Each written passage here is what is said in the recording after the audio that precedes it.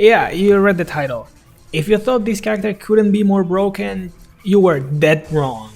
And today I'm gonna show you how the devs took an already busted character and managed to crank it up to 11.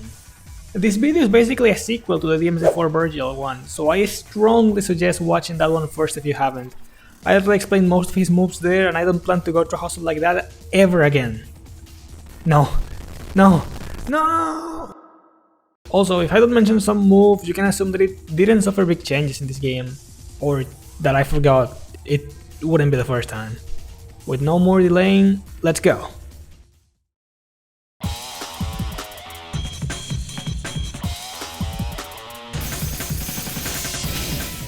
This version of the character didn't see massive changes in the transition between games. He has every move he had in the last game with, usually, minimum changes. Take Yamato for example. It's almost a copy-paste from dmc4. It's got the same strings, directional inputs, and even the super attack. What's new is the addition of two moves. Aerial Cliff, a falling attack for Yamato that fills a similar role to Helmbreaker, getting you to the ground while taking enemies with you. Unlike its cousin though, this one starts slow but falls fast and deals notable damage. It's got a decent amount of ending lag, but it can be cancelled into Judgment God as usual. And Void Slash, who, in the other hand, fills an entirely new niche. This move throws a quick horizontal slash that slows down everything it touches, until Vergil shoots the blade and the enemies get hit away. And let's not even pretend for a second, you can loop this move forever. Amazing. The first slash deals a decent amount of damage and you can interrupt it before he finishes the whole animation, so you can just use it over and over again for as long as you want. Yeah, I like the move in general, that slow-mo property is really cool, but I just don't like that this is a thing you can do. It's not like it would be hard to balance it either, just make it so the damage of the first part is so low that it's not worth spamming, or make the slow motion not be stoppable after the first hit. That's all it takes to make this move less broken, but it's clear that wasn't the point when coming up with this move. Other small changes Yamato got were a DT version for combo 2 with a vertical slash and even more summon swords, Mirage blades, attaching to enemies, and buff to Judgment God. You know I have my grabs with this move, so let's focus on the new stuff here. Judgment God can now be chained to do up to 4 in a row, and at this point I'm just speechless. They took the easiest move to abuse in the previous game and made it so now you can do more of them together. It's crazy. It's not that easy to do, every cut has a tighter window than the last, so if you're like me and your timing sucks, you'll probably only get that 4 slash once in a blue moon, but still, landing only 3 of these is already enough to delete good chunks of health from enemies. And if that wasn't enough, when you transform the move gets even better and can hit 3 enemies at the same time! It's just ridiculous! The devs were trying to make the move as busted as possible and it really showed here. You know where else it showed? Not here.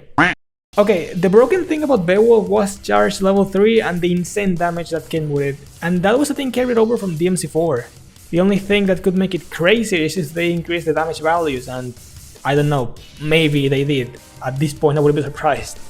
But as far as I've seen, it works mostly the same as it did back there. To the point it only got a single new move called Hell on Earth, this weapon's super attack. Yeah, every weapon has a super attack now, and I'm honestly not really against that. It makes them feel like they're on the same level as Yamato at least. But okay, back to the point. This move is a dramatic punch to the ground that creates a big explosion and deals massive damage to anything in close proximity, but significantly less when they are in the outer edges of an explosion. Seriously, damage drop is so big that it's not worth using if you want to hit the enemies with the strong part. I guess it's a way to portray Beowulf's general good at close range role, and to make it different from Judgment God End, since that one hits everything in the arena for equal damage. The other changes are mostly DT related. Both combos get a new extended version in DT, nothing too crazy, mostly just an extra hit for higher damage. An extension for Starfall that makes it so Vergil does a kick upwards to chase the enemy he sent flying if you hold the button. If you don't, he only does standard Starfall. And the more interesting changes, Lunar Phase and Kick 13. In the last game this one got better with DT and this one didn't. This time is backwards. Remember how Rising Sun was an extension for Lunar Phase in DT? Well, those times are over, because now it is an extension to Kick 13. Lunar Phase instead got nothing, and its only improvement in DT is spinning a few more times than the base version. And while that move suffered a big fall, Kick 13 got the love it deserved. Now if you hold the button after using the move, the character will follow it up with the rising kicks. It works in both human and devil form, it's totally optional and it feels completely natural.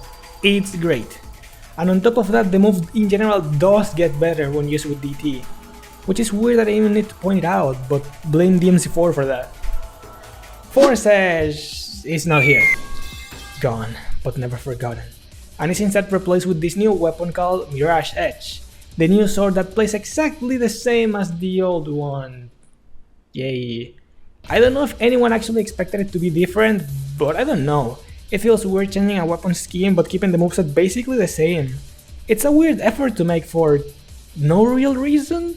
I know Force Edge had turned into a Sparta at this point in the story, but that was also true in dmc4. And if the reasoning is that that game's Vergil had dmc3's look, while this one is a redesign and can take creative liberties, then fine. But it's weird that they didn't take Beowulf into account for that. Whatever.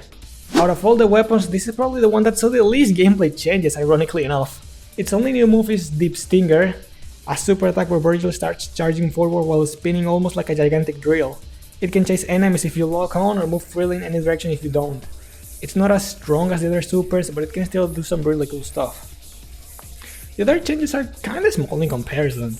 Combo 1 gets a DT extension where he just stabs again. Wow. Changing the final attack of Combo 1 seems to be a lot more consistent. Drive seems to have a bit more range and the waves can hit multiple targets in a row now. Overdrive is slower but seems to last for longer. Round Trip has now a catching animation, yay! And Stinger, boy Stinger. The grounded version is basically the same, but the air version is infinitely better than before. Now it actually has range so you can use it to close distances, and it's also a good movement option for platforming, which was something the dmc4 version could only dream of. Both versions get longer range with DT and become multi-hitting attacks. And speaking of multi-hits, in the previous game Concentration turned most of Force's attacks into multi-hits.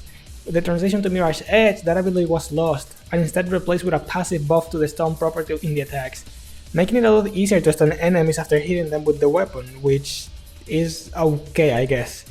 It feels a lot more unique than the previous buff, but I also never felt any real impact from this. I don't remember stunning enemies after attacking them, and it's also like very redundant. Heavy Rain not really keeps enemies in place, and this is also the same game that added the Void Slash, and we know how crazy that move is. It feels like out of all the characters that would benefit from a passive buff like this, Vergil is the one that needs it the least. Something that does have a more direct impact in your gameplay are the summoned swords. I mean, Mirage Blades. How many times can I make the same joke? Despite the change in name, the system works basically the same, and when I say that, I mean the only change is that now Heavy Rain swords, blades, only slows enemies down instead of burning them into the ground, which is not something that's going to make a difference like 99% of the time, so whatever. That's it. The swords, blades, were one of the best things in dmc4, so they didn't have to make many changes here. The only other aspect worth bringing up is the presentation. Now the swords are a lot smaller and don't have the same sonic boom effect when fired, so even if they're faster, they feel a lot weaker now, which is a massive downgrade for such a cool system. A not so cool system though was the movement one, Darkslayer, but you can be happy, the mechanic is way better now. All the previous abilities are here. Trick works the same, so yes, you need to hit a sword to teleport, but at least swords go faster and the rest of the abilities don't ruin themselves because of it like before. Trick Up can now be used no matter if you have a certain better or not. Trick Down is usable in human form. It has a back forward input instead of a simple back input, but it's still a massive improvement from the last game. And the DT dodges are still as good as ever. The new thing here is the ability to access them in base form. This game added a small mechanic where, if you cancel an attack's finishing animation with a dodge, you get a special sidestep instead of the classic side roll. It's a neat little thing Nero and Dante can do to be a little safer in their offense. It's nothing crazy for them, but for Vergil, it is. When he does it, he gets a side dash like the ones he gets in DT, only sideways, not backwards though, which I absolutely love. It makes the character a lot more agile and it's a very nice way to link the human and demon forms together. It gives you new defensive options, allows you to move around in satisfying ways, and it's just cool as hell. One of my favorite new additions from this game. Another new addition is also a form of dodge. If you press the trick button with a direction, the character will make a quick step. It may sound redundant with how many evasive options the character already has, but it still finds a little niche for itself. It's laggier than the normal dodge, so you have to be careful if you use it, but if you manage to dodge a hit at the last second, you get a cool screen freeze that looks very stylish, but also the move becomes a lot faster, allowing you to spam it for perpetual invincibility, which is not as crazy as it may sound. There aren't that many situations where dodging forever is going to make a difference other options wouldn't, and because the game at least asks you to earn this buff in some way, which isn't the standard for this character.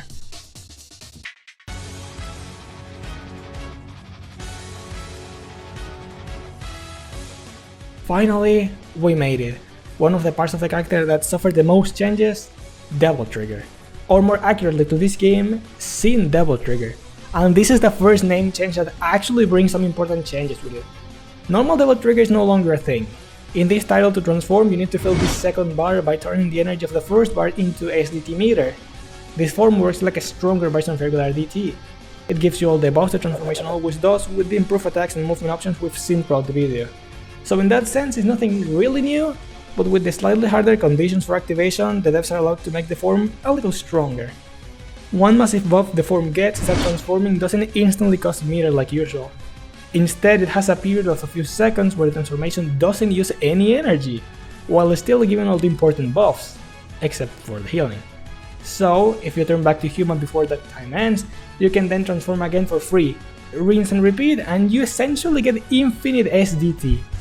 Absolute insanity. Normally you won't get more than a few attacks if you want to save the meter and will have to transform again to get more. Which is ironically a good incentive to use the mechanic in a smart and resourceful way instead of just leaning completely into it and then having to go through the effort of building it up again. An interesting way to balance, quote unquote, a mechanic that is still intended to be absolutely broken. This does not apply to super attacks though. Those always cost a quarter of your SDT bar to use if you are in the form, so you have to commit if you want them. The crazy part is that you can still get up to 4 supers in a row, but that's not even surprising anymore. Also, in human form you spend the entire bar to use them, which just makes it so you would never want to use them in base form. And now that SDT is its own unique bar, you might think that the other one is only there for the summon swords, but no, you're wrong. Now that bar is also used for the Doppelganger. Yeah, did you know that dmc5 Vergil uses a Doppelganger? Well, now this one does too. But not nearly to the same effect. Reboot Vergil's clone can use attacks from all 3 different types of weapons. This one, on the other hand, can only use Yamato. It has 3 different attacking speeds, but it will be a lot more fun with more attacking options, even if what he has right now allows for interesting combos. The problem is that you will almost never see any of them, because you don't have any real incentive to try them out. You already have an ultra powerful transformation that doesn't require you to basically learn how to play 2 characters at the same time. And even if you can use both forms together, that's just a massive use of resources. Me, and I think most people, usually only use the clone for extra damage in combos and for extra safety, because the activation gives you a ton of iframes and can be used to cancel any normal move. If the Doppelganger didn't come with that, I would probably never use it. And the inclusion of this mechanic does some weird things to the energy balance dynamic too. Before, you chose how to use your energy between DT and the swords. Now, DT has a unique bar which takes away some decision making. You're most likely going to feel it first and then be left with a choice of swords versus Doppelganger. And seeing how unappealing that last one can be, the bar mostly turns into energy for the sword until you're in need of SDT again. I know not everyone plays like this, but even when watching other people, that's how it seems to play out most of the time. And of course, concentration's here. You ready for more exciting sessions of standing still and doing nothing? Well, too bad? Because that's no longer the optimal strategy here. Instead, you should play the game to increase your concentration. We did it, guys! Concentration is an actual mechanic now! Yay! Landing attacks and dodging perfectly will increase the bar significantly now, actually rewarding you for engaging in combat. Actually, now it feels so fast that you almost don't even have to think about it, which I still massively prefer over what it was before. The buffs also feel more meaningful now. Yamato and Beowulf get the same improvements, we already went through Mirage edges, and the supers still need you to have the bar in level 2 to use them like in the previous game. The new things are the blocking mechanic. Vergil can block an opponent's attack now. You just have to hold lock on and nothing else when you get hit. which costs you a decent amount of meter, and the more concentration that you have, the better the block is. If you try to block without concentration, you will just get hit. This mechanic I do think is kinda pointless. With so many free and cooler defensive options, why would you want to spend a resource in this?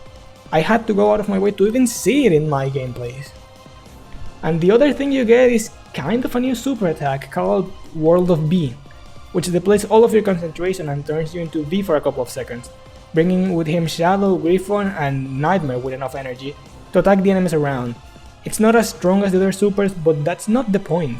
The main appeal of this is the healing you get for activating it, getting more health the more concentration you had, and increasing the likelihood of green orbs being dropped by enemies. So it's supposed to be a desperate move to keep yourself alive, which is fine. I'd like it more if it was only usable with high concentration. Why is this a thing? But it's got such a specific purpose that even if you can spam it like crazy, I don't think you would be inclined to do that most of the time. Which is what I wish I could say about the character as a whole. If dmc4 Vergil was a monster, then this one is a monster on steroids. Everything that was good about him before is just as good, if not massively better than before. You want to spam Judgment Cut? Go ahead. Keep enemies in an infinite loop? Be my guest. Totally humiliate bosses? Nothing's stopping you. Just go crazy with the character. You have so many ways to destroy everything in your path that your only limitation is your creativity itself. Which at this point, I can only respect with how committed the devs are to make him as busted as possible. Is the character way too strong for this game? Yes, he definitely is. But is he fun to play? Yeah. And sometimes, that's all that matters. Thanks for watching.